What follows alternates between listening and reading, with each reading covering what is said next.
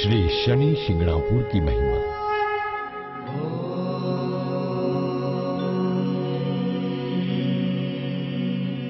पूर्णस्तः पिंगलो बभ्रुः कृष्णो रौद्रान्तको यमः सौरिः शनैश्चरो मन्दः पीपलाश्रय संस्थितः एतानि शनिनामानि जपेद सन्धिदो शनैश्चरकृता पीडा न कदापि भविष्यति न कदापि भविष्यति न कदापि भविष्यति। भारत देश प्राचीन काल से ही धार्मिक, सांस्कृतिक और ऐतिहासिक कारणों से हमेशा बहुचर्चित रहा है। भारत देश में एक राज्य है महाराष्ट्र। महाराष्ट्र राज्य में साधु संतों, ऋषि मुनियों और देवी देवताओं ने जन्म लेकर अपनी अपनी लीलाएं कर अपना निवास स्थान बनाया।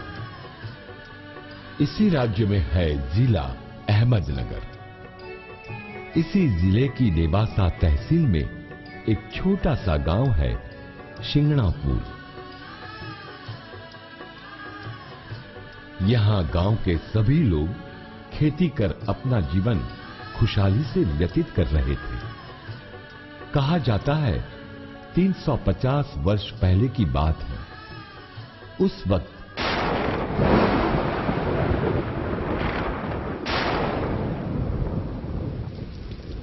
इतनी मूसलाधार बारिश हुई कि सभी जगह पानी भर गया था।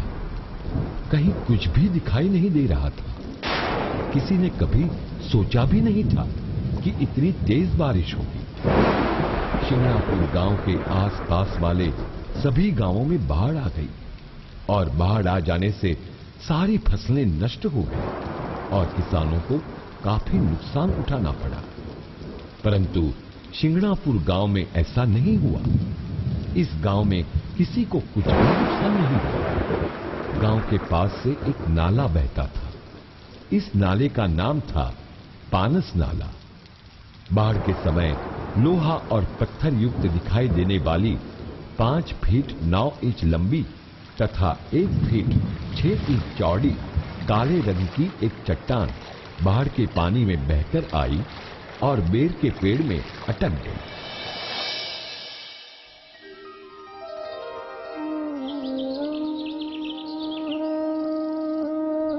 बरसात खत्म होने के बाद बाढ़ का पानी कम हुआ तो सुबह गांव के चरवाहे अपनी अपनी गाय भैंसों को चराने निकले।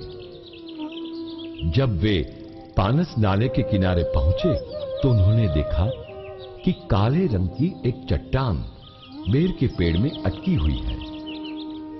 तो चरवाहों को आश्चर्य हुआ। वे चट्टान को देखने लगे। उसी समय एक चरवाहे ने अपनी गाय चराने वाली लाठी से उस पर वार किया तो उस चट्टान से खून बहने लगा और उस जगह चोट का निशान भी बन गया। सभी चरवाहे खून को बहता देखकर डर गए। वे अपनी अपनी गायें भैंसों को छोड़कर गांव की तरफ भागे और सारा हाल चरवाहों ने गांव वालों को सुनाया। तो गांव वाले आश्चर्यचकित रह गए। ये खबर हवा की तरह आसपास के सभी गांवों में फैल गई। सभी लोग चट्टान को देखने के लिए पानस नाले की तरफ जाने लगे।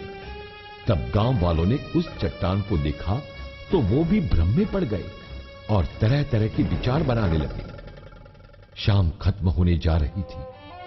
कल सुबह ही कुछ करेंगे, ये कहकर अपने अपने घरों को गांव वाले चले गए।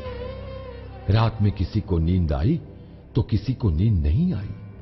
बिस्तर पर लेटे लेटे कई तरह तरह की भावनाएं सभी गांव वाले बनाने लगे। उसी रात में एक भक्त के सपने में शनिदेव आए और कहा, तुमने गांव वालों के साथ जो भी देखा है वो सब सच है।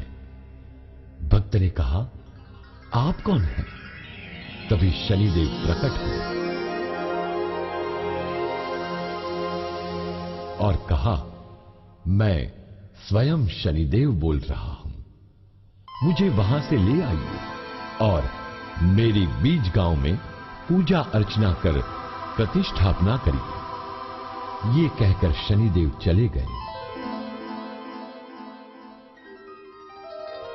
सुबह उस भक्त ने गांव वालों को सपने के बारे में सारा हाल सुनाया तो गांव वाले ये सब सुनकर दंग रह गए और भक्त के कहने पर गांव वाले ढोल ताशा के साथ बैलगाड़ी लेकर चट्टान के पास पहुंचे। चट्टान जो बेर के पेड़ में अटकी हुई थी, गांव वालों ने उस चट्टान को उठाने का काफी प्रयास किया, परंतु वो चट्टान उठाना तो दूर, हिलने को भी तैयार नहीं थी। दिन भर कोशिश करने के बाद चट्टान टस से मस नहीं हुई तो गांव वाले सोच में पड़ गए और निराश होकर अपने अपने घरों को जाने लगे और कहने लगे, कल सुबह आकर कुछ उपाय सोचेंगे। उसी रात में शनिदेव फिर से उसी भक्त के सपने में आए और कहा, मैं उस स्थान से कभी आऊंगा, मुझे उठाकर लाने वाले सगे